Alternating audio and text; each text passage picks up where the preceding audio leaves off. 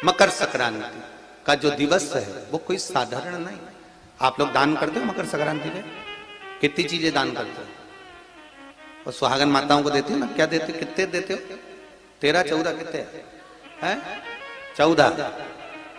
कौन से पुराण में लिखा है कि 14 चीज देना चाहिए? अरे बोलते जाओ जरा जल्दी जल्दी, बड़ी मुश्किल से तो पकड़ाई में आते हो तुम शिवरी नारायण वालों। 14 चीजें दान देना है। किस पुराण में लिखा है? कोई तुमसे पूछ सकता है तो महाराज आप कह सकते हो अग्नि पुराण में वर्णन आता है। कौन से पुराण में लिखा है? अग्नि पुराण में लिखा। देवऋषि नारद भगवान विष्णु के पास जाकर पूछते हैं, नारायण कृपा करिए। भगवान विष्णु ने पूछा क्या बात है, बोलिए देवऋषि नारद क्या चाहते? चाहते क्या हो वो बताओ। महाराज हमें इतना सा बता दो, शिव जी के यहां जाते हैं तो पहले उनके द्वारपाल से पूछना पड़ता है अंदर जाने के लिए। ब्रह्मा जी के यहां जाते हैं तो ब्रह्मा जी के द्वारपाल से पूछना पड़ता है। इंद्र के यहां जाते हैं तो इंद्र के द्वारपाल से पूछना पड़ता है।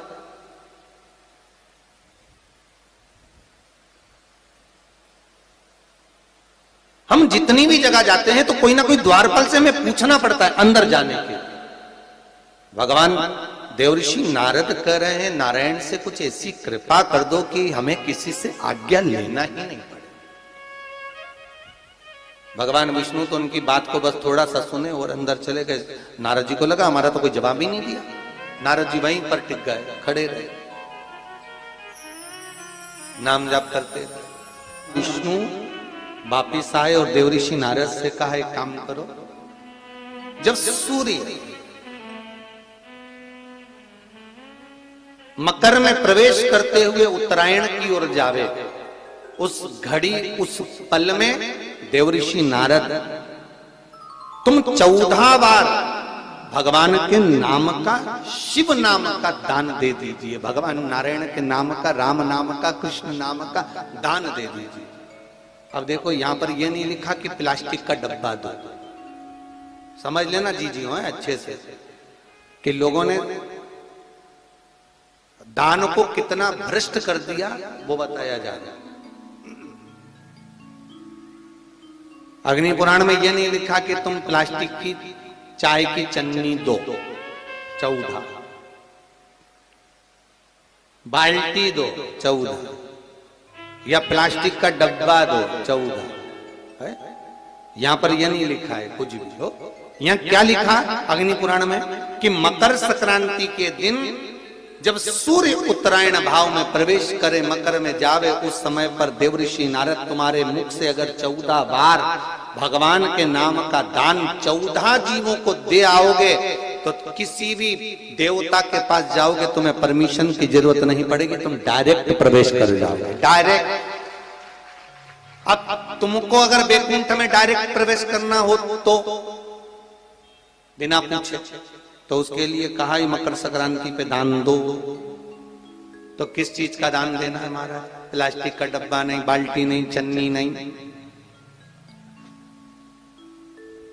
फिर किस चीज का दान?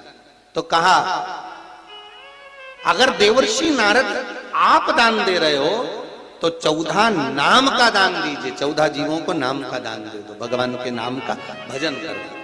और अगर संसार के लोग दान दे तो किस चीज का? तो के अन्न से बड़ा कोई दान। लोग कहते हैं कि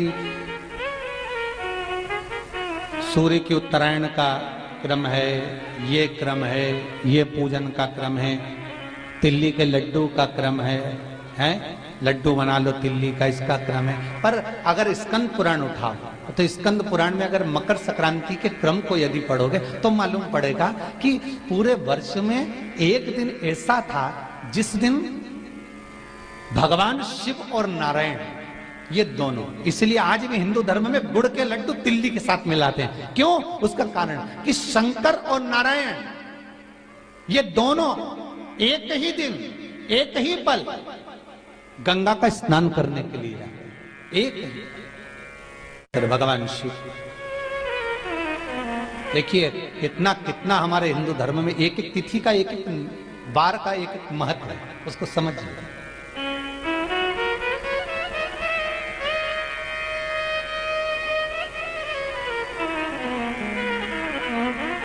माता लक्ष्मी भगवान नारायण और भगवान शिव को स्नान के लिए गुप्त रूप से झांकती है।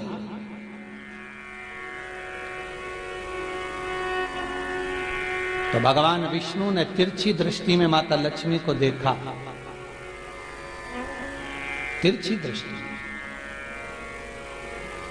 तो माता लक्ष्मी को देखकर भगवान विष्णु शिव जी को देखे तो शंकर भगवान ने कहा, नारायण हमने देख लिया, महारानी लक्ष्मी झांक रही है, हमने वर दे दिया है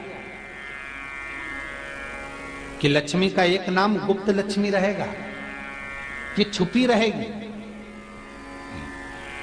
और आज मकर संक्रांति के दिन नारायण और शिव का दर्शन इस लक्ष्मी ने करा है। पर जो गुप्त लक्ष्मी का दान दे देगा उसके घर में कभी कोई बड़ी बीमारी प्रवेश नहीं करेगी। कैंसर जैसा रोग, किडनी और लीवर का रोग नहीं हो सकता। आज भी नियम है कि मकर संक्रांति के दिन एक लड्डू बनाया जाता है गुड़ और तिल्ली का, उसमें 1 का सिक्का, 2 का सिक्का या कोई लक्ष्मी उसमें फंसा दी जाती है और लड्डू को पैक कर कर किसी मंदिर में दान दे दिया जाता है। उसको कहते हैं गुप्त लक्ष्मी, जिससे घर में कोई बड़ी बीमारी प्रवेश न हो। वो केवल मकर संक्रांति को ही होता है।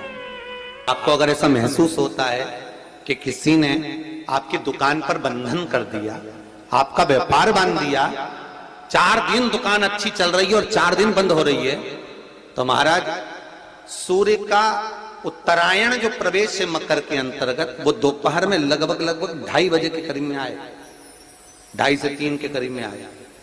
तो निवेदन करूंगा मैं आपको ऐसा लगता है कि आपका व्यापार 4 दिन अच्छा चल रहा है, फिर गिर रहा है, फिर चल रहा है, फिर नीचे आ रहा है, तो जब मकर राशि के भीतर सूर्य प्रवेश करेगा 2:30 के लगभग में आएगा, शायद दोपहर में 2:30-3 बजे के करीब में प्रवेश करेगा, तो आपको ऐसा लगे या किसी की तबीयत थोड़े दिन अच्छी हो रही है, फिर गिर रहा है, फिर अच्छी हो रही है, फिर बेकार हो रही है, फिर अच्छी हो रही है, फिर बेकार हो रही, दवाई खा रहे हो नहीं लग रही, तो आप जब मकर राशि में सूर्य प्रवेश करे, कल मकर संक्रांति के दिन उत्तरायण जब सूर्य के भाव प्रवेश करे महाराज, दोपहर में 2:30-3 बजे के करीब में प्रवेश कर जाएगा, इतनी बजे, तो प्रयास करना थोड़ी सी काली तिल्ली लेना महाराज जी, उसमें एक बमूल का कांटा लेना, काली तिल, बमूल का कांटा और किसी भी वृक्ष की 5 पत्तियां लेना महाराज, उसको लेकर अपने दुकान में, व्यापार में, या जिसको औषधि ना लग रही हो, जिसका स्वास्थ्य गड़बड़ हो रहा महाराज, उसका स्पर्श कराकर या 21 बार उस पर से उतार कर,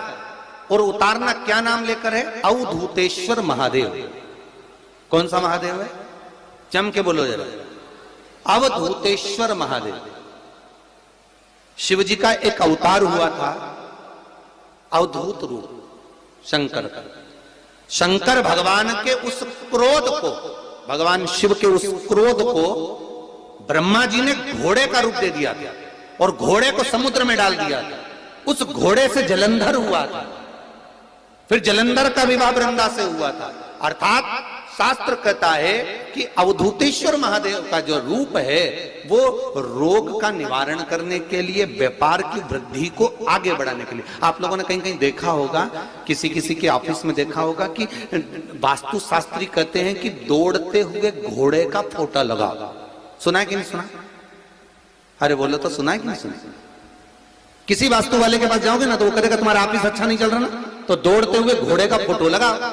जो घोड़े 4-5 घोड़े दौड़ रहे हैं उनका फोटो लगाना। क्यों कहते हैं वो? उसका कारण क्या है? वास्तु शास्त्री ऐसा क्यों बताते हैं कि दौड़ते हुए घोड़े का फोटो? उसका शास्त्र प्रमाण शिव महापुराण करती है महाराज कि शिव का एक रूप अवधूतेश्वर है, जिसको ब्रह्मा जी ने घोड़े का रूप दे दिया और घोड़े का रूप देकर उसको समुद्र में डाल दिया, जिससे जलंधर की उत्पत्ति हुई। तो अगर मान लो, अगर प्रॉब्लम चल रही है, व्यापार में दिक्कत आ रही है, व्यवसाय में तकलीफ आ रही है, या किसी ना किसी रूप में कोई ना कोई कष्ट आपको लग रहा है, तो अवधूतेश्वर महादेव का नाम लेकर काली तिल्ली, वृक्ष की पत्ती और एक बमूल का कांटा लेकर, और आप दुकान में से उतार लो, चाहे शरीर पर से उतार लो, उसको ले जाकर किसी भी चौराहे पर उसको पटक दीजिए। चौरस्ते पर नहीं डाल सकते तो बहते हुए पानी में डाल दीजिए। बहता हुआ पानी ना मिले तो पीपल के वृक्ष के नीचे डाल दीजिए, पर उसको मकर राशि के प्रविष्ट भाव में ही डालना।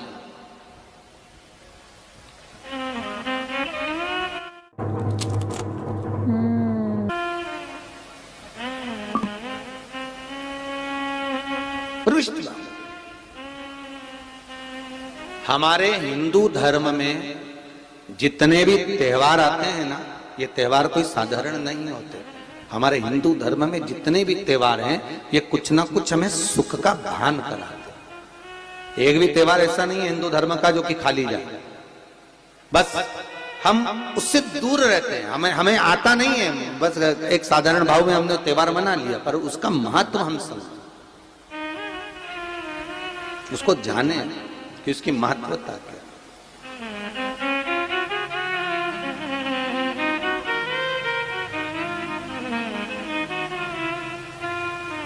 बस हृदय चित्त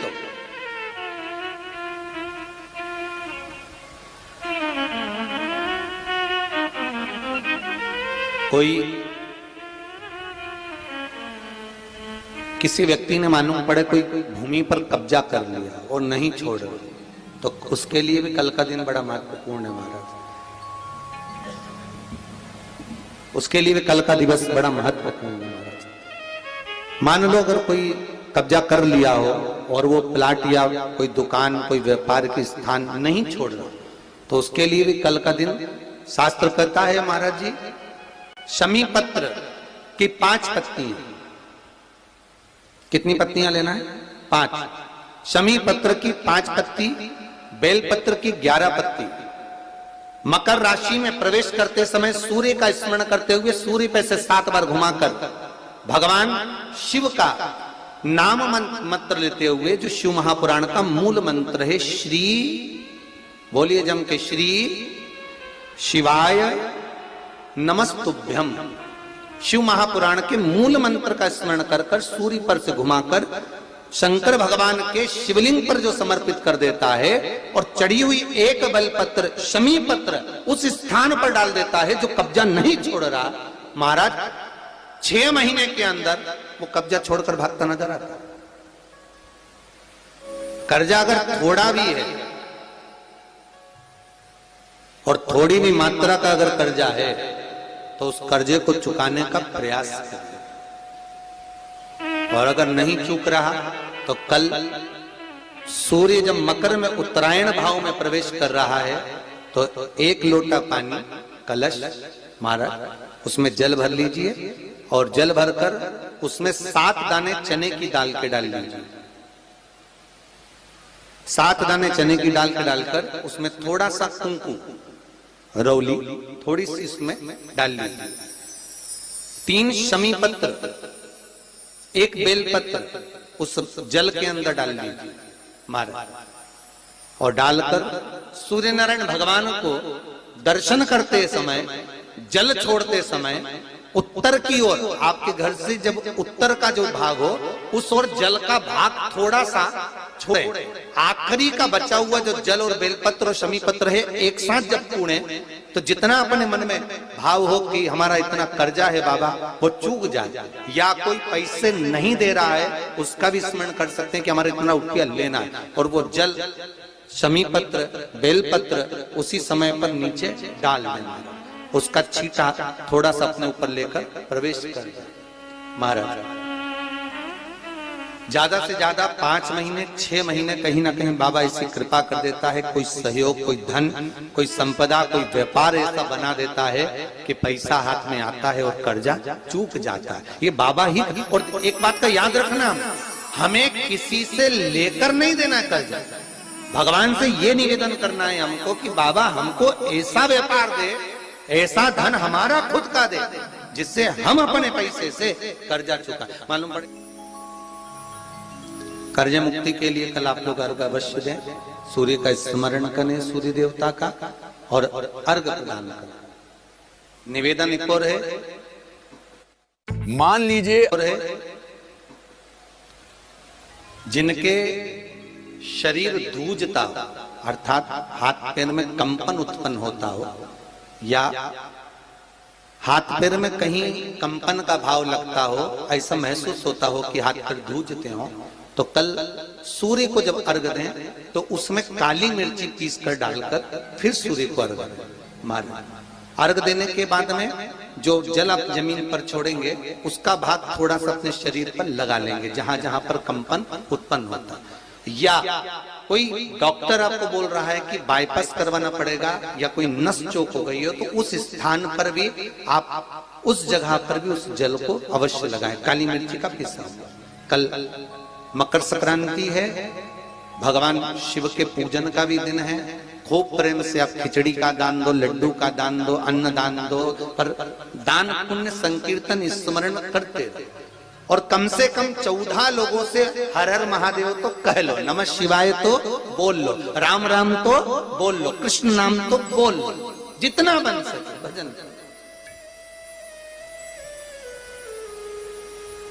कितनी प्रतीक्षा करते करते करते करते करते करते भीष्म पितामह उत्तरायण का इंतजार करते रहे, कितनी प्रतीक्षा करते करते। जिसका परिवार टूट रहा हो, भाई भाई में झगड़ा हो रहा हो, आपस में प्रेम खत्म हो रहा हो, जहां पर देवरानी जेठानी आपस में झगड़ रही हो, भाई भाई झगड़ रहा हो, प्रॉपर्टी के लिए, धन के लिए, दौलत के लिए, संपदा के लिए, कोई किसी का मुंह फूला, कोई किसी की मुख फूला हुआ है। निवेदन है, कल मकर संक्रांति के अवसर पर 1 लोटे पानी में काली तिल डालकर और उसमें हल्दी मिलाकर शंकर भगवान को समर्पित करना। और किसका नाम लेकर?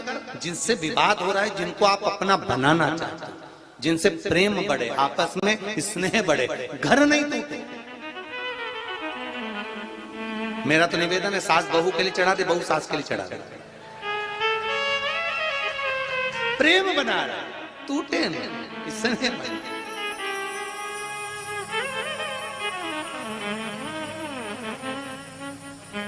ये आपस का जो प्रेम है ये टूटना नहीं चाहिए। कल मकर संक्रांति के अवसर पर ये करिए। कहते हैं मकर संक्रांति है, जिस समय पर कल सूर्य उत्तरायण आ जाए और पहले दिन उत्तरायण के दिन ही जब संध्या का समय होता है, शाम का समय होता है, महाराज संध्या का जो समय होता है शाम का, अगर कोई बच्चा पलंग पर बाथरूम करता हो, गंदगी करता हो, सारी औषधि कर ली, दवाई कर ली, और या बच्चा रात्रि को उठकर चिड़चिड़ करता हो या रोता हो रात भर, महाराज उसके लिए, या माता के स्तनों में बच्चे को पिलाने के लिए दूध ना आता हो उसके लिए, या बच्चा रुदन करता हो या बच्चा गंदगी करता हो उसके लिए, कल शाम के समय पर, प्रथम दिन में जब भगवान उत्तरायण आ रहे हैं मकर राशि के अंतर्गत, तो शाम के समय पर मकर संक्रांति के दिन गुड़ को पानी में मिलाकर शिवजी पर लेपन कर दो, उसी हाथ को बच्चे को मंदिर के बाहर चटा दो महाराज, फिर वो पलंग पर कभी गंदगी नहीं करेगा महाराज। जिस नारी का स्तन में दूध नहीं आता हो बच्चों को पिलाने के लिए, उसको भी अगर चटा दिया जाए तो स्तन में दूध आना प्रारंभ हो जाए महाराज। जो बच्चा रात्रि को रोता हो, जाग जाता हो, उसको भी अगर वो हाथ चटा दिया जाए तो वो काम करता है महाराज। ये कल के दिन करके देखना, बाद में बताना जरूर। हो रही हो, ज्यादा शुगर की परेशानी आ रही हो और इंजेक्शन लेना पड़ रहा हो, उनके लिए निवेदन है, काली तिल्ली कल के लिए है ये खास तौर से, बाकी के शुगर के लिए तो उपाय और बाद में बता देंगे, पर कल के लिए जो करना चाह रहे, जिनकी शुगर लेवल में नहीं आ रही है, काली तिल्ली शंकर भगवान के शिवलिंग पर समर्पित कर दो, और उस काली तिल्ली को जब शिव जी पर चढ़ाएं